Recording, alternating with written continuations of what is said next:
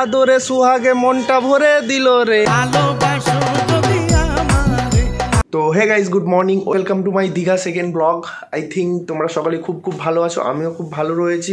আমি এখন রয়েছি দীঘায়, আজকে আমার দ্বিতীয় দিন। আমি উঠলাম, উঠে ফ্রেশ হলাম, ফ্রেশ হয়ে এবার আমি বিচের দিকে যাব, কারণ কালকে অনেকটা সন্ধে হয়ে গিয়েছিল। সন্ধ্যের জন্য আর ভিডিও করতে পারিনি সেইভাবে, বা বিচের দিকে সেভাবে যাওয়া হয়নি। তো আমি এখন জাস্ট রুমে রয়েছি, রুম থেকে বেরোবো। চলো, আমি কিন্তু এখন জাস্ট রুমের বাইরে বেরিয়ে পড়লাম এবং সকালবেলা এখনো অবধি কিছু খাওয়া হয়নি সেইভাবে। অবশ্যই এখানে যাব, গিয়ে দেখবো সকালের ব্রেকফাস্টটা এখানেই কমপ্লিট করে নেব।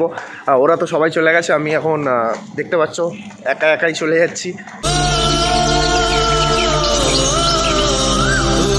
এখন জাস্ট ঘড়িতে বাজে 6:30, এর মাঝে দেখতে পাচ্ছ প্রচণ্ড পরিমাণ ভিড় লেগে গিয়েছে। আমি তো ঘুম থেকে উঠতেই পারিনি, জাস্ট দেখতেই পাচ্ছ। জাস্ট আমি এখন বিচের সামনে চলে আসছি,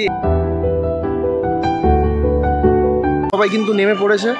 আমি বিচের দিকে আস্তে আস্তে যাচ্ছি।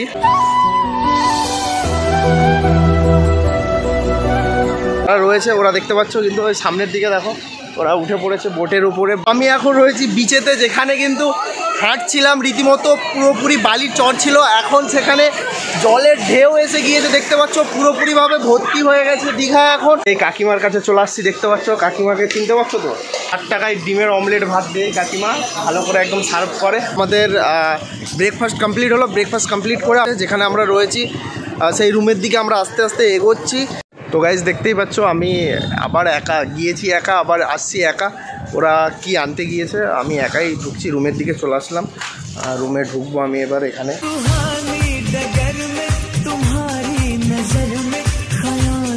দেখতে পাচ্ছ ফাইনালি আমি এখন চলে আসছি রুমের মধ্যে। আসার পর ফ্রেশ হয়ে গিয়েছি, ফ্রেশ হয়ে ড্রেস চেঞ্জ করে নিয়েছি। এখন যাব বিচের দিকে যাব, তো সেই ভিডিও অবশ্যই পার্ট 2-তে থাকছে। ততক্ষণের জন্য টাটা।